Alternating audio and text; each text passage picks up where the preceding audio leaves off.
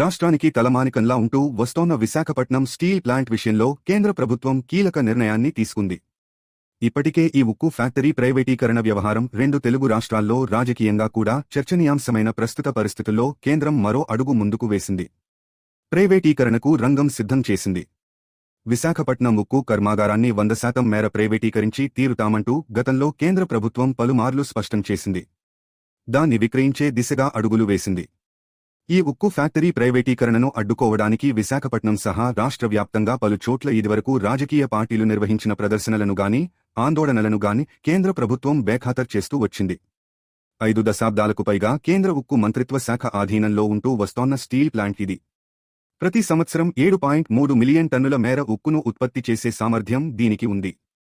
దేశంలో మొట్టమొదటిసారిగా ఏర్పాటైన ఇంటిగ్రేటెడ్ స్టీల్ ప్లాంట్ విశాఖ ఉక్కు ఫ్యాక్టరీ. విశాఖ ఉక్కు ఆంధ్రుల హక్కు పేరుతో దశాబ్దాల కిందటే రాష్ట్రంలో ఉద్యమాలు సాగాయి. అలాంటి ఘన చరిత్ర ఉన్న ఈ ప్లాంట్ను ప్రైవేటు సంస్థలకు విక్రయించాలని కేంద్ర ప్రభుత్వం నిర్ణయించింది. ఆర్థిక వ్యవహారాల మీద ఏర్పాటైన కేబినెట్ కమిటీ గతంలోనే దీన్ని విక్రయించడానికి గ్రీన్ సిగ్నల్ ఇచ్చింది. 100% మేర పెట్టుబడులను ఉపసంహరించుకోవచ్చంటూ సూచనప్రాయంగా తెలియజేసింది. ఈ మేరకు కేంద్ర ఆర్థిక శాఖ, ఉక్కు మంత్రిత్వ శాఖలకు నివేదికలను అందజేసింది. కేబినెట్ కమిటీ నివేదిక ఇచ్చిన అనంతరం మరిన్ని కీలక నిర్ణయాలను తీసుకుంది కేంద్ర ప్రభుత్వం. విశాఖపట్నం స్టీల్ ఫ్యాక్టరీలో సబ్సిడరీస్ లేదా జాయింట్ వెంచర్స్ ఉంటే వాటిని కూడా వెనక్కి తీసుకుంటామని స్పష్టం చేసింది. 2003లో ఎక్స్ప్రెషన్ ఆఫ్ ఇంటరెస్ట్ బిడ్స్ను సైతం ఆహ్వానించింది కేంద్ర ప్రభుత్వం. ప్రైవేటీకరణ చర్యలను అప్పటి ముఖ్యమంత్రి వైఎస్ జగన్మోహన్ రెడ్డి విజయవంతంగా అడ్డుకుంది. ఫలితంగా ప్రైవేటీకరణ ముందుకు సాగలేదు.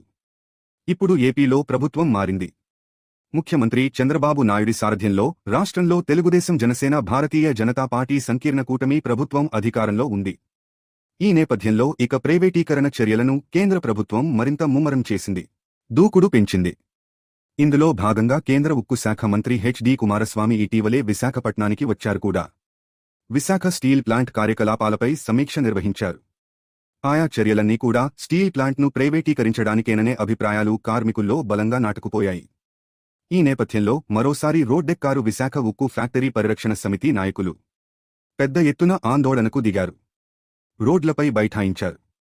రాస్తారోకో చేపట్టారు. ప్రైవేటీకరణకు వ్యతిరేకంగా పెద్ద ఎత్తున నినాదాలు చేశారు.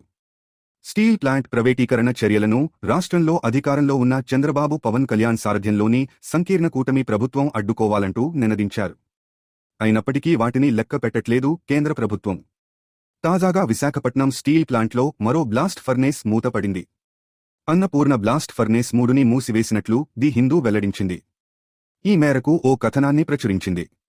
ఈ ఏడాది మార్చిలో గోదావరి బ్లాస్ట్ ఫర్నేస్ నంబర్ 1 కూడా మూతపడిన విషయం తెలిసిందే.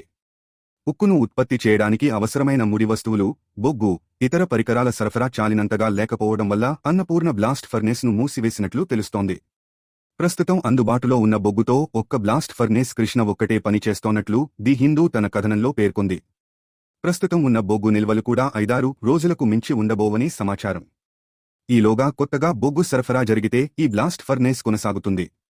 లేదంటే అది కూడా మూతపడటం ఖాయమవుతుందని ది హిందూ అంచనా వేసింది.